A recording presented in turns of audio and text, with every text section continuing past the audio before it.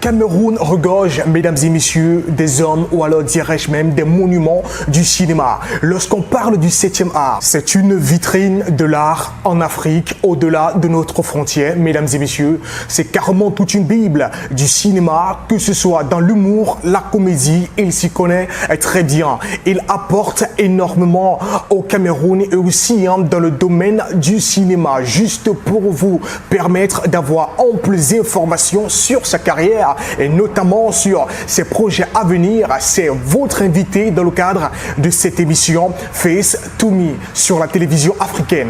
J'espère tout simplement que vous avez de quoi prendre note.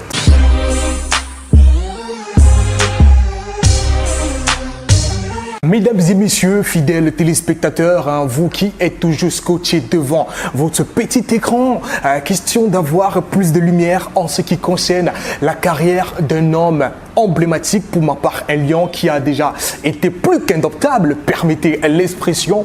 L'invité de ce jour, c'est juste Manolap. Suis-je bien placé pour faire cette interview? Merci d'avoir accepté notre invitation. C'est moi qui vous remercie parce que c'est un honneur aussi que des personnes comme vous se déplacent pour venir me rencontrer, pour qu'on essaie de discuter, pour qu'on essaie de parler un peu culture. Parce que vous savez très bien, un pays sans culture est un pays qui ne vit pas. C'est comme une voiture qui n'a pas de moteur. Un homme assez humble. Alors, faites-nous part de votre parcours artistique dans le domaine de l'art, du début de votre carrière jusqu'à nos jours. Oui, parcours assez difficile, mais il faut avouer très tôt que je commence l'humour à l'âge de 13 ans, quand je fais la classe de 6e au lycée de Penka-Michel, je commence l'humour. Et bon, quelques temps après, en tout cas, à notre époque, on faisait des soirées culturelles, mais on ne le savait pas. Moi, je suis allé à l'école comme tout le monde et je me disais que bon, tiens, après l'école, peut-être on doit travailler dans un bureau comme chaque personne. Alors à un moment donné, j'étais obligé d'arrêter parce que la famille n'avait plus de moyens. Je suis tombé dans la vie active, je crois, à l'âge de 18 ans, c'est-à-dire qu'après la classe de terminale. Et je pense que j'ai dû travailler pendant 1 an, 2 ans, comme tout autre jeune. J'ai vendu l'huile de palme, moi je ne cache jamais, j'ai lavé des voitures. J'ai été balayeur de station. J'étais balayeur de station. Et c'est après la mort de Jean-Michel Cancan que je me dis, tiens, pourquoi ne pas essayer avec l'humour aussi? C'est quand même quelque chose que je faisais à l'école. Et c'est comme ça que je viens directement après la génération des Chop Chop. Ouais, des Chop Chop. Je fais mon tout premier. Ma toute première cassette, c'est comme ça qu'on appelait à l'époque, parce qu'il n'y avait pas encore des CD, c'était encore des... Voilà, il n'y avait pas encore ça. Des enregistrements qui étaient dessus, qui ont été faits en radio? Oui, qui étaient faits en radio et dans des petits studios de 4 pistes, 8 pistes à l'époque. Oui. Je fais mon tout premier album qui s'intitulait Le sexe disparu. Après, je fais un deuxième qui a cartonné et c'est ce deuxième qui m'a donné le vrai succès, L'argent facile, dans l'histoire de Mokwaï. Voilà, la fameuse histoire qui parlait du gain facile. Voilà. Donc, et quand je fais L'argent facile, ça connaît un très grand succès audio. C'est comme ça qu'il y a un producteur qui part de la France, il arrive ici parce qu'il avait les échos et il demande à me rencontrer. Lorsqu'on se rencontre, là on discute, on essaie de discuter et voilà, on tombe d'accord pour faire mon tout premier vidéogramme. Et on fait le tout premier vidéogramme, il va en France, il sort ce vidéogramme, il sort ce téléfilm, pardon, pas le vidéogramme, il sort ce téléfilm. Et 2 ans après, parce que le succès était fou, c'est-à-dire à l'international. 2 ans après, le vidéogramme le téléfilm est sorti ici. Les gens ont très bien accueilli. Et juste après, Monsieur Emmanuel Chatué, que je profite pour remercier parce que c'est l'homme qui a, je sais pas comment dirais-je, c'est l'homme qui a révolutionné la culture au Cameroun, la culture en général, que ce soit la musique ou bien que ce soit la comédie, il a révélé beaucoup de talents. Alors lorsqu'il revient, il crée sa chaîne Tout de suite là, je suis recruté dans la chaîne. Oui. Je suis recruté dans la chaîne et je suis nommé responsable fiction. Voilà, je crée un petit groupe avec les jeunes frères, Fingon Tralala, Taye Kondom, C'est la vie Nioué, Oga. Et on commence à faire des petits sketchs de 12 minutes, 26 minutes, 13 minutes, tout ça. Pour, c'est-à-dire que, et le public a très bien accueilli parce que c'était une grande première. C'était une grande première au Cameroun. Parce qu'avant, il y avait la chaîne nationale. Et ce n'était pas facile aussi de passer à notre chaîne nationale. Vous savez très bien pourquoi, donc c'est pas moi qui vais vous expliquer. C'était pas très facile. Alors qu'à Canal 2, on ouvrait, les portes étaient ouvertes à tous les jeunes. Ça dit que les jeunes venaient travailler. Donc c'est un peu comme ça qu'on commence à travailler et on s'impose davantage. En s'imposant après, je fais ma toute première série. Ouais, je fais ma toute première série qui s'appelait à l'époque Illusion. Après, je fais Fourberie de ménage avec ma soeur Dovi Kendo. Ma soeur Dovi Kendo, je profite pour adresser un salut, pour faire un coucou. Voilà, c'est comme ça qu'il faut dire. Ouais, je fais Fourberie de ménage avec Coco. Après Fourberie de ménage, je fais plusieurs autres téléfilms qui sont sortis en France avec le même producteur. Ouais, John Comcom. Sa maison de production, c'était CAS Productions. C'est basé en France. Voilà, donc j'ai fait pas mal de productions. Donc je ne sais pas si je peux les citer ici. Ouais. C'est que le programme ne pourra pas s'arrêter. Voilà. Un parcours qui a eu à, bien sûr, rencontrer des arbustes épineux. Forcément, est-ce qu'il y en a qui ont marqué Manolap durant son parcours, des difficultés majeures? Oh, la difficulté. Il y a, lorsqu'on s'engage dans la production, surtout dans un pays comme le nôtre où on n'est pas soutenu, c'est-à-dire on n'est pas soutenu par le ministère de tutelle, on n'est pas soutenu par les hommes d'affaires de chez nous, par les opérateurs économiques qui ne croient pas encore en cette chose. C'est vrai qu'il y a quelques curieux qui commencent à soutenir de temps en temps. La difficulté, il n'y a pas une difficulté particulière. La vraie difficulté dans ce que nous faisons, c'est le financement. Voilà, c'est le financement. Donc, il n'y a pas autre chose qui m'a marqué en dehors du fait où on manque le financement. Parlons des projets.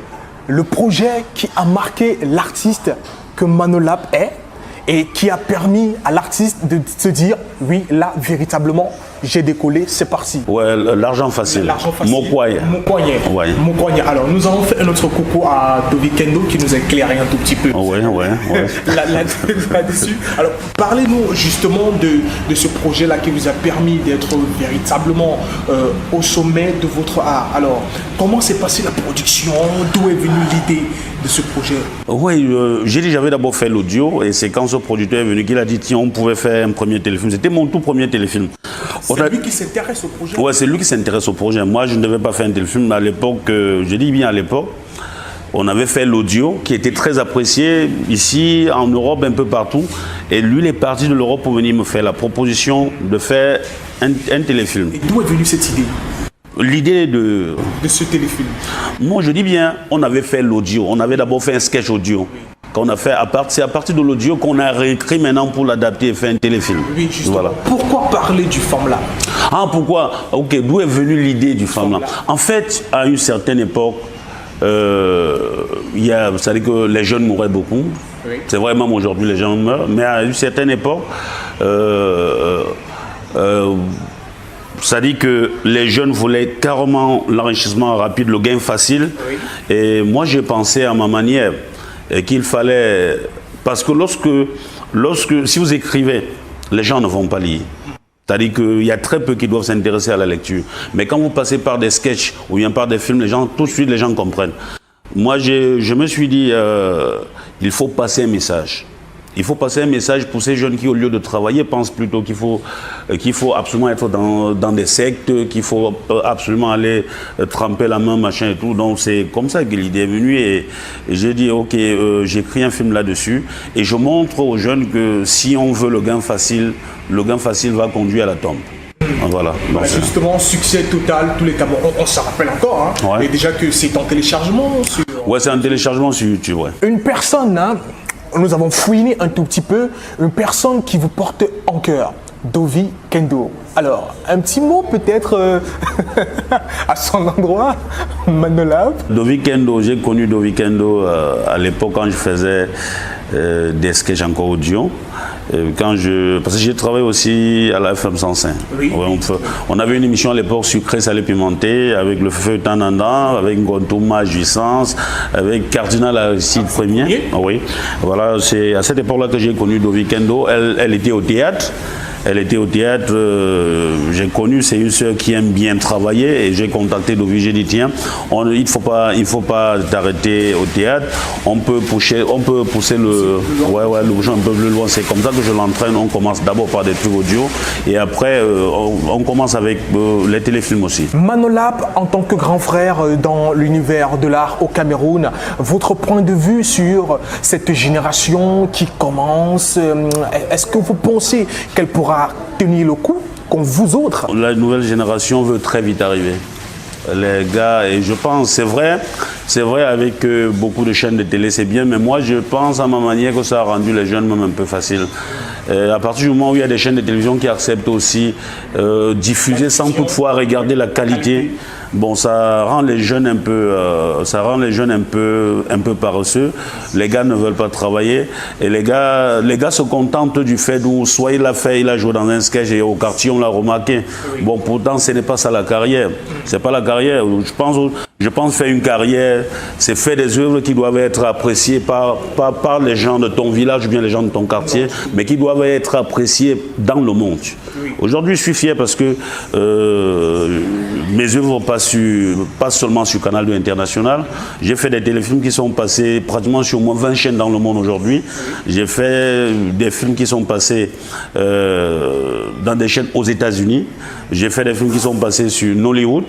J'ai fait des films qui sont passés sur TV5, sur A+, sur beaucoup d'autres chaînes africaines. Donc je ne peux pas tout citer, c'est beaucoup. Donc moi je pense que ces jeunes-là, ils doivent chercher à travailler. Chercher à travailler, le cinéma est un travail d'ensemble. C'est-à-dire qu'on ne peut pas se lever seul et travailler. C'est vrai qu'à l'époque, avec l'humour, nous sommes partis de l'humour pour se retrouver dans le cinéma, ce qui n'est pas d'ailleurs très facile.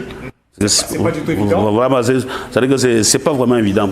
Donc moi je pense que le cinéma est un travail d'ensemble. Lorsqu'on veut faire du cinéma, il faut qu'on se rapproche. C'est dommage, chez nous il n'y a pas des écoles, mais il y a quand même des personnes qui acceptent de faire le découpage, qui doit recruter ses acteurs, qui doit recruter les techniciens avec qui il doit travailler. C'est-à-dire qu'il fait un casting en bonne et due forme. C'est-à-dire côté que ce soit avec les techniciens ou bien avec les acteurs, et les gens travaillent avant d'aller sur le terrain. Voilà, plus ça ne sert à rien de faire des films qui ne peuvent pas être compétitifs. Plusieurs projets de l'artiste Manolap qui sont diffusés dans d'autres chaînes, de l'autre côté, à l'étranger. Comment est-ce que la connexion a été faite? Cela a été fait facilement ou alors ce sont eux qui sont entrés en contact avec l'artiste que vous êtes? Il faut être franc. Vous savez, le blanc est trop sérieux et le blanc est professionnel. Oui. Donc si vous restez sur place, ce serait difficile que le blanc vienne vous chercher. Alors, on a travaillé à Canal 2 International et à un moment donné, quand j'ai commencé à espérer que je faisais déjà des bons produits, j'ai commencé à aller vers ces chaînes-là. J'ai commencé à m'intéresser aussi au festival, parce que lorsque vous allez, il y a des festivals de compétition et il y a des festivals de vente. Ou lorsque vous allez, vous rencontrez les acheteurs, vous rencontrez tout le monde. Vous avez la possibilité à ce moment-là d'aborder peut-être un responsable de programme d'une grande chaîne internationale ou bien panafricaine, alors que ce n'était pas facile à l'époque. Donc, vous proposez vos programmes. S'ils acceptent, tant mieux. Mais quand ils acceptent, ça veut dire que la relation est déjà née. Oui. La relation est née, ça veut dire que chaque fois, soit vous le contactez ou bien c'est lui qui va vous contacter pour dire qu'est-ce que vous êtes en train de faire à ce moment. Donc, pour être clair, franchement, vous ne pouvez pas rester comme ça. Ces personnes-là partent de rien. Ils vont partir de quoi pour venir vous chercher? Ils vous connaissent où? Déjà, il faut aussi que les productions soient bonnes. Voilà, il faut que les productions soient bonnes. Mais il y a aussi une autre possibilité. C'est-à-dire qu'on peut, un acheteur peut vous regarder sur une autre chaîne et à partir de cette chaîne, il vous contacte. Donc ça, c'est une autre possibilité. Mais dans le cas d'espèces, quand j'ai fait mon travail, c'est moi qui suis allé vers ces grandes personnes, c'est-à-dire vers ces grandes chaînes. Tout simplement, Manolap, une maison de production. Manolap qui produit lui-même ses projets, que ce soit ses courts-métrages et ses longs-métrages. Oui, une maison de production. Je tiens à rappeler quand même que si j'ai 50 productions aujourd'hui, les 50 productions sont produites par ma maison de production. Je n'ai jamais eu de producteur dans ma vie. Voilà, donc c'est un peu ça. quelques noms des jeunes qui vous accompagnent, peut-être que vous trouvez, ou bien que vous jugez qui ont de l'avenir dans ce domaine? Le domaine du cinéma est vaste. Donc je voudrais qu'on soit précis. Dans quel domaine? Le cinéma, l'humour. La réalisation. Oui. La réalisation est aussi la clé d'une production. Oui. Quelques réalisateurs. Quelques réalisateurs. Moi, je pense à quelqu'un comme le jeune Hippolyte Ouatto, qui est très humble, qui travaille avec moi depuis pratiquement 3 ans. Parce que c'est pas facile de travailler avec moi. Déjà, je suis quelqu'un qui aime le travail, qui aime la ponctualité et qui est très impulsif, surtout lorsqu'il s'agit de mon travail, et qui aime le travail de qualité. Donc je vois un jeune comme lui, oui.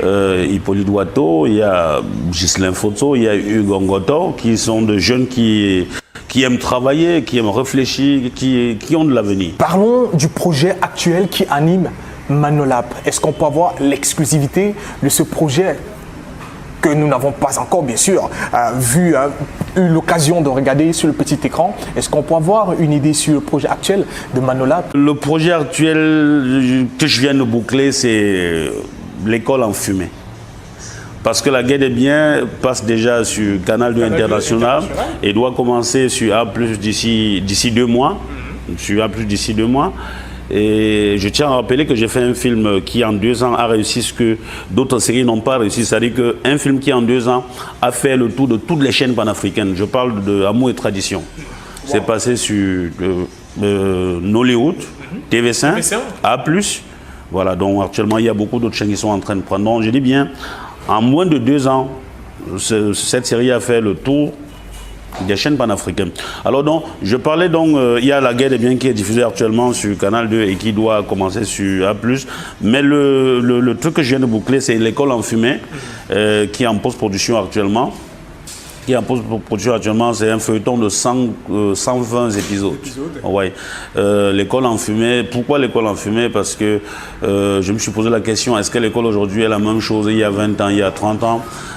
Moi, j'ai fréquenté sans toutefois prendre 100, 500 le matin ou 1000 francs pour aller à l'école.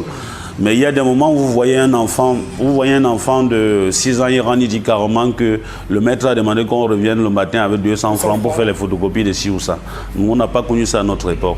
Aujourd'hui, on a fait davantage aux enseignants qui donnent des notes sexuellement transmissibles, voilà, comme on le dit. On a des enseignants où c'est soit parce qu'ils sont pas bien payés et ils doivent maintenant arrondir leur fin du mois en escroquant un peu d'argent aux enfants. Donc il y a tout ça, il y a trop de problèmes. Donc c'est un peu ça que j'ai essayé de mettre sur la table pour établir la part de responsabilité de chaque personne, c'est-à-dire que de l'État, des parents, il y a des parents, tout ce qu'ils savent faire, c'est aller inscrire l'enfant à l'école. Ils attendent les résultats. Ils n'ont jamais posé la question à l'enfant, qu'est-ce que vous avez fait aujourd'hui? C'est-à-dire que ton enseignant s'appelle comment? Donc il y a tout ça. Et après cela, quel est le projet à venir de Manolap? Le projet à venir est un sujet, je ne sais pas s'il faut parler parce qu'il est trop sensible. Non, et... Déjà que c'est ça, en même temps, c'est pour éduquer, c'est pour inculquer des rudiments de morale. Oui.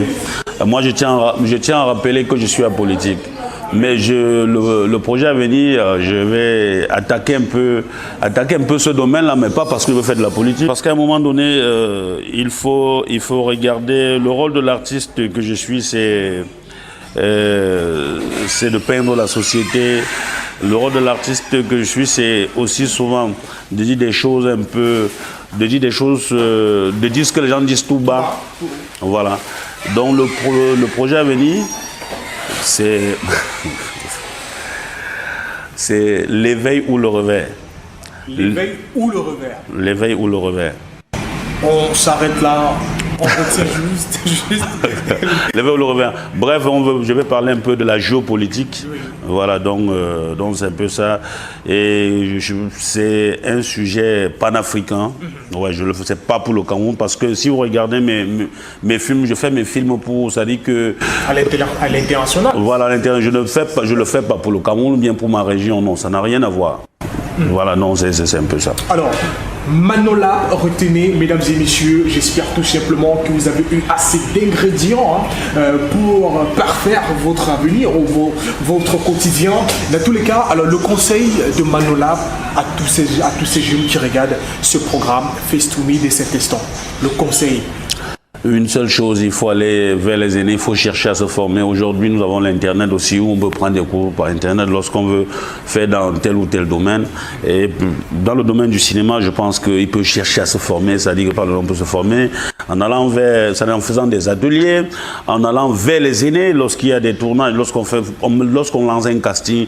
Vous allez, même si vous n'êtes pas retenu, ne vous découragez pas, cherchez à rencontrer les professionnels qui peuvent vous former, parce que les gens n'aiment pas se former. Les gens veulent tout suivre, voir leur tête à la télévision et être content. Je suis star. Non, c'est pas ça. Voilà, donc je demande aux jeunes de travailler. S'il n'y a pas de choses, il faut travailler. Et surtout que la Starmania n'a pas une casquette facile à aborder. Merci. C'est ça aussi. Et quand je vois des jeunes qui veulent être stars, qu'est-ce qu'une star même en fait? On doit être star de par les œuvres qu'on a faites. On doit être star de par son travail. On n'est pas star parce qu'on est passé à la télévision. Et quand vous faites bien votre travail, vous êtes récompensé. Et cette casquette de star là doit même vous gêner à un moment donné. Moi, je vais vous dire quelque chose. Il y a des moments où j'ai de la peine à boire une bière parce que vous vous arrêtez ici, c'est des problèmes. Vous arrêtez là, c'est des problèmes. Les gens apprécient ce que vous faites. Mais vous voyez, à un moment donné, c'est un peu gênant parce que vous n'avez plus de vie. Vous voyez un peu?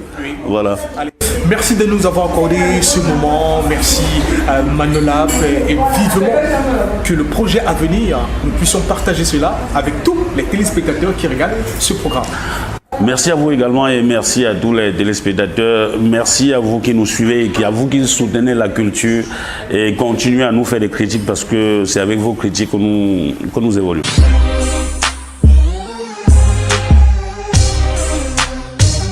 Face to Me, c'est une émission qui vous permet à vous tous, fidèles téléspectateurs, bien sûr, d'avoir le point nécessaire sur les i. Alors, arrêtez de dire peut-être ce que vous n'avez pas eu comme bonne information.